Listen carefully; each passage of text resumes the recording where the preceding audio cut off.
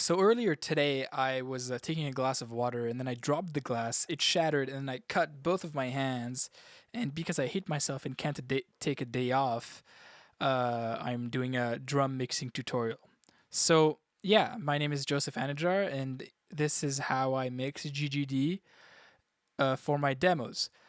Um, so, this is going to be a bit over the top because I'm not really planning on dropping any music with GGD. I'm gonna probably get a real drummer for this session that we're looking at right now. But regardless, I'm pretty sure this is gonna be somewhat unique because I think that my approach is different from what most people are doing with these kits because I'm kind of going for a smaller, tighter kit in terms of vibe.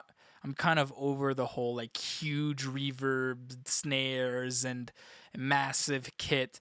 I feel like this drier sound influences the parts I write on drums. Anyways, here's what it sounds like dry.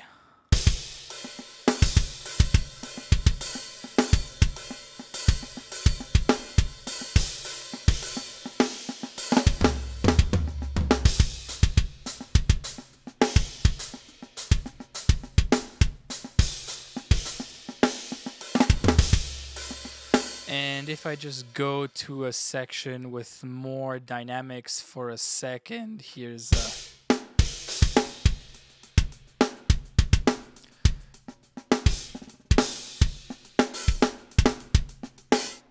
anyways, so you can see I kind of go pretty hard in terms of the dynamics and the velocities for the MIDI. Like I know exactly which velocities are the hi-hat articulations that I'm looking for, which if you don't know your MIDI instrument very well, I would suggest like knowing what you're looking for or like knowing where what you're looking for is in terms of the articulations of the drummer, like tip of stick, shaft of stick, and etc. I'm not randomizing too much. As you can see, these are all the same. But for the purposes of a demo, I'm not really trying to fool anyone, but I'm trying to make myself feel like this is an actual drummer, which is why I go hard on some velocities. Anyways, let's go back to this looped section.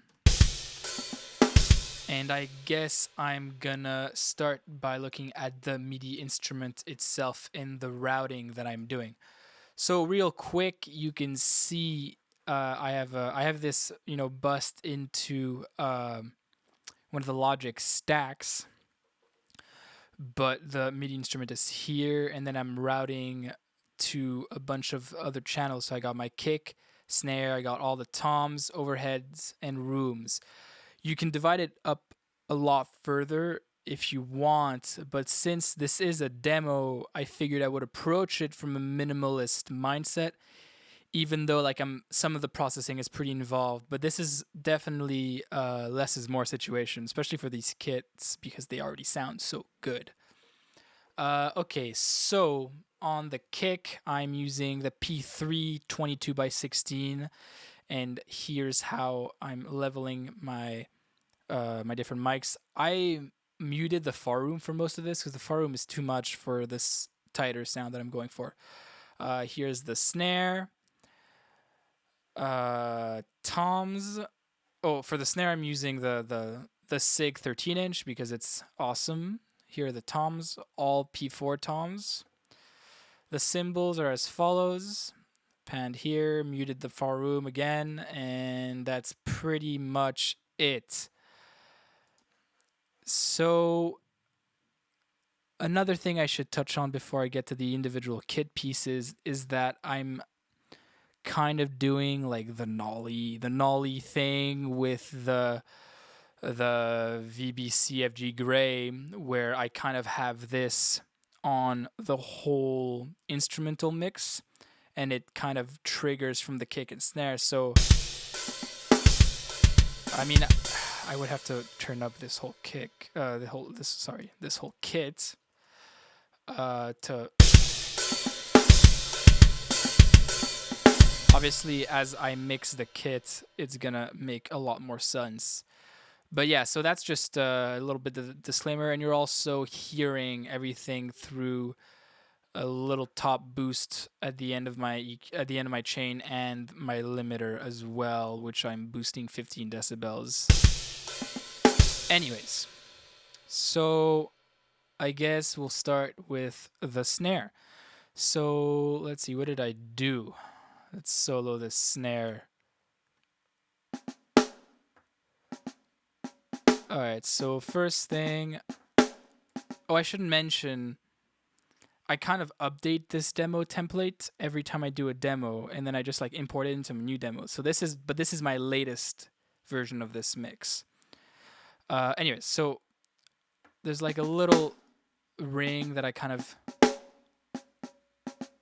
just wanted to get rid of, a few decibels. That's the first thing I did. Then I did some little bit of trickery. So you're seeing a gate. This is a gate, and you're just like, why would I gate a snare from a sample library? There's no bleed. Well, so what I'm doing is I'm kind of gating the end of the snare. There's kind of like this really aggressive room sound in the close mic of the snare, and I was like, man, like I really want I want the tightest snare possible. So I just gated it, and then with this release, I can control the length of the snare. So you hear, like, I don't know if you can hear it. If I turn on the compression, you'll hear it. Right? You see a big difference. Off, on. And I just have this many. That's just the setting that I liked. And then I boosted some top. So that's the virtual channel. And then I added this. Casual. Then I leveled it a little bit in the mix. Just because I don't want to touch my faders, because I'm obsessed with keeping my faders as close to 0 as possible. Then I sent it to my parallel compression bus. So if I just solo the parallel compression bus right now. So this is what's happening. I just got Smash and Grab. I actually haven't updated my version of Smash and Grab yet because I'm a fucking loser. But this just works. I just have it crushing the signal. And then together with snare.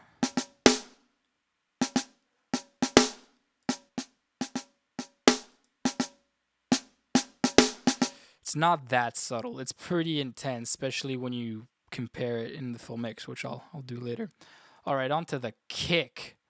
So I love this kick sample. I want every kick that I ever record to have this type of top end. I love this sample, and I want to use it on everything.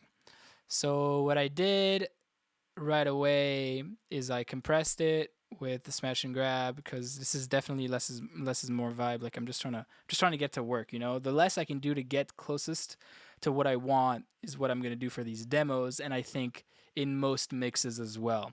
So big difference. I'm getting a lot of volume out of this move, but the important thing to keep in mind is I'm trying to get an over-the-top attack. Actually, that reminds me, I didn't talk about the compressor on the snare, so I'm just going to backtrack a little tiny bit right now. So on the snare, when we're talking about compression, I'm using compression to accentuate the attack of the snare. So I'm actually making the attack perceivably louder by compressing it with this slow attack and kind of slow release. So what's happening is the snare is hitting, and then the compressor is acting a little bit after the snare hits. So I get this massive attack, and then it carves the body of the wave. So a transient gets through, and then it gets crushed. So listen. And then without.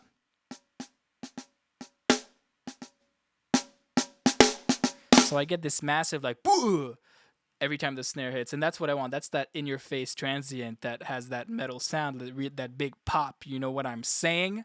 So that's what I'm trying to go for. Anyways, so go back to the kick. I'm trying to get the same thing out of the kick attack, but I'm dialing it back because I want to get some of that bloom. So if we go to the kick for a second, go to the kick for a second.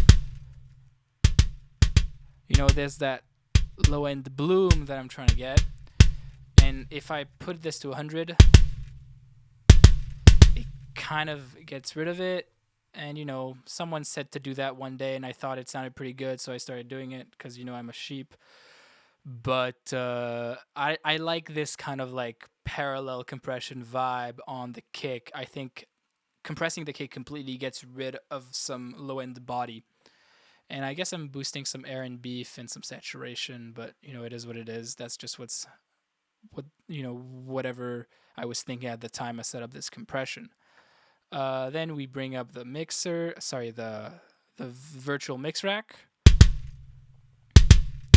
And I'm just boosting like a few decibels of this using this FGN because this EQ channel is just like has just the most ridiculous top end. Like this this channel strip has the most ridiculous like top end lift. It just makes everything whack. But on kick, this knob does wonders, and instead of like grabbing a Q3 to do this move, I do it on this channel because it has a specific character, or at least I think so. My ears are trash. I don't know what I'm talking about. Then we have a big move on the EQ, obviously. Huge moves. I'm carving all that mid-range out. These are like pretty big moves,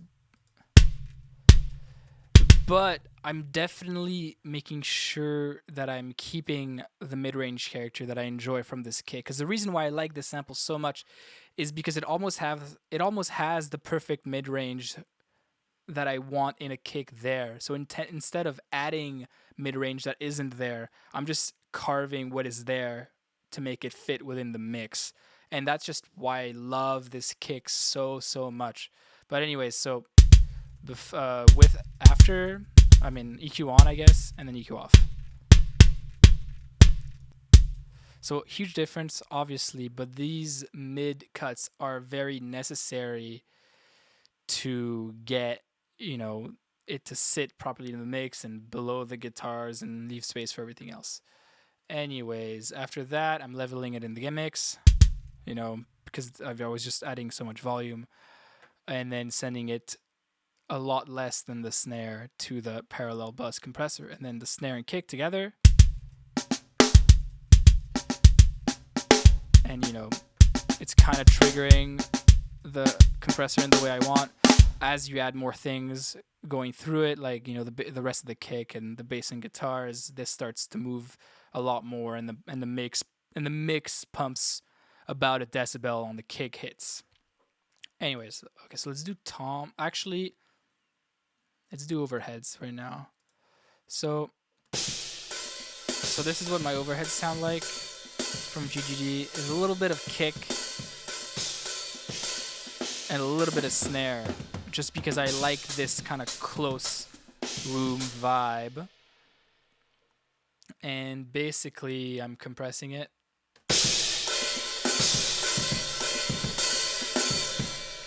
Just to get some sustain from the cymbals as well. I'm also saturating this quite a bit to get rid of, like, you know, some harshness, top end harshness.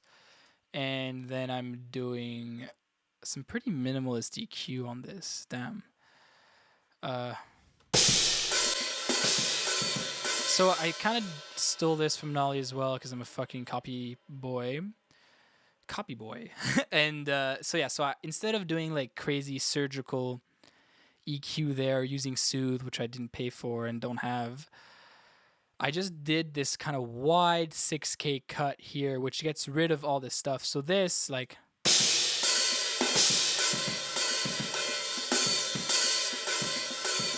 so that's like a huge move, and all of a sudden it just sits. Maybe there's some ringing frequencies that I'm like not focusing on, but these are just for demos, and no one that I send my demos to seem to complain that the cymbals are ringy. Obviously, the cymbals in the kick in the GGG kit are like amazing already, but the way this is going, I think, sorry, the this move makes a huge difference, and it's one of those less is more type of move. Instead of making 15 like super tight cuts in that region, I'm making one broad cut, so it's way more natural and it's just a better move. A little mid cut, because I thought I was getting a bit too much body from the shells around here, and obviously I high passed up to 200, which I might not do on a real kit, but because these are samples, I don't really care. Also, I don't know. This is just what's happening. I don't claim to be an authority on anything mixing. I'm just in a bedroom right now. Like, I don't know what I'm doing. Anyways, then I send it to parallel, and then here's the kick and snare. Sounds pretty good. So I'm basically doing the same thing on all the toms. I'm doing like a pretty broad EQ. Like here, my EQ for the toms, they're all like pretty the same, except on the last tom I just had it. I just needed some top end to make it match the rest of the toms. So I'm doing like some pretty broad EQ moves, just mostly mid-range carving, right? Like you gotta dip that mid-range. And then doing some aggressive compression on the toms. Let me find a fill. I have a fill at the beginning of the song.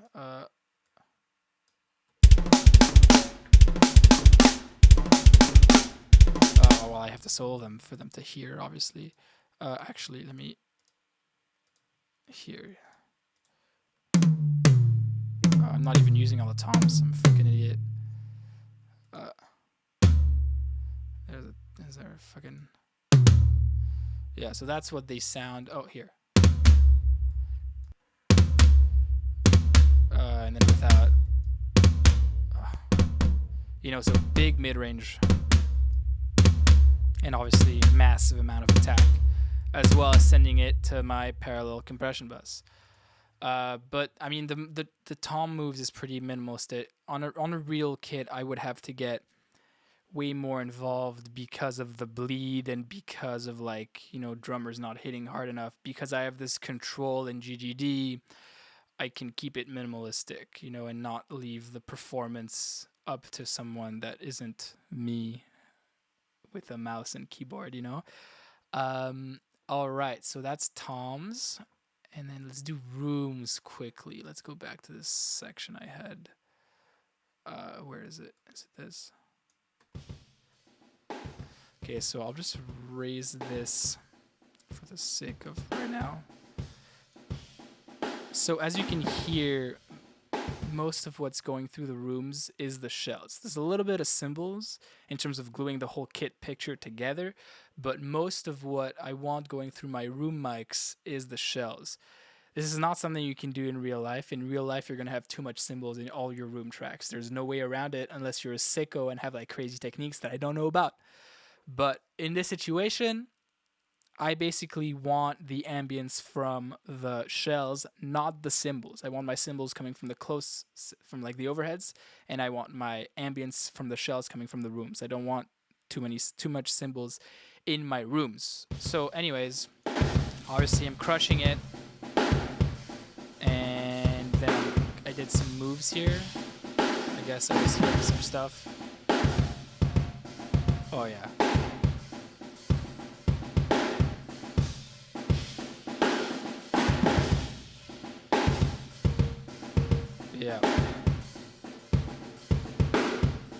Yeah, so I made those moves. I guess they're pretty arbitrary, but I was hearing those notes at the time, you know what I'm saying? And then I EQ'd it for real. So the thing with rooms, and this room in particular, I've noticed this in real drum rooms that I've worked with, like on the Bird Problems EP and stuff like that. But in this room, there's just a crazy amount of low end rumble and build up. It's a beautiful sounding room, but that is an issue with this room that is these drums are recorded in. So I feel like now this sounds balanced, whereas before without the EQ, it just sounds like it just sounds like not anything cool. Anyways, so with the EQ on, and I'm also sending it to the parallel bus. So I would had that at like 11. Anyways, so here's the whole kit. Sounds pretty cool.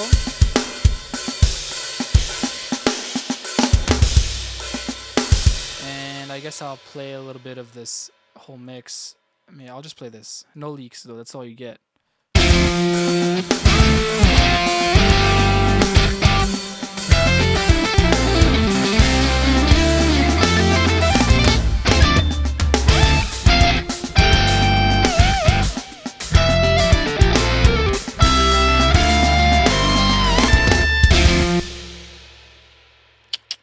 Anyways, yeah, so this is just a song I'm working on. I don't know what's going to happen with it. I don't know where it's going to end up. But anyways, this was just an insight on my demo template, or I guess how I approach mixing this GGG kit, which I guess I should mention I've had this kit for like 3 years. Like I haven't used any other kit. And this is the reason why earlier in the video, I mentioned that you really have to get into learning where the articulations are on the kit, because this takes away a lot of the guesswork of like looking for that, that up stick, that stick tip on the hi-hat, and then learning which ghost notes sound like real ghost notes. Like I feel like there's a sweet spot between like 6 and 9, and then 10 it becomes more like the loud ghost note, which you don't really want anybody to do. And I don't know if that's realistic at all. Like obviously in a real scenario, like what you get is what what you record is what you get, and it's real anyway, so I don't care. But in this scenario, this is the sound I'm looking for. Or yeah, but I guess I'm just trying to say, like, know what you're looking for and know how to get it. But yeah, so that's how I mix this GGD kit. Whew. Did I really do this in one take? Ridiculous. Anyways, my name is Joseph Anidjar. You can follow me on Instagram at Joseph_is_rad. I have a podcast with Josh Della. We drop videos and the audio on every streaming platform every few weeks. We're gonna have one coming up, or we dropped. I don't know when this video is dropping. Haha. But anyways, I'll catch you guys later. See ya.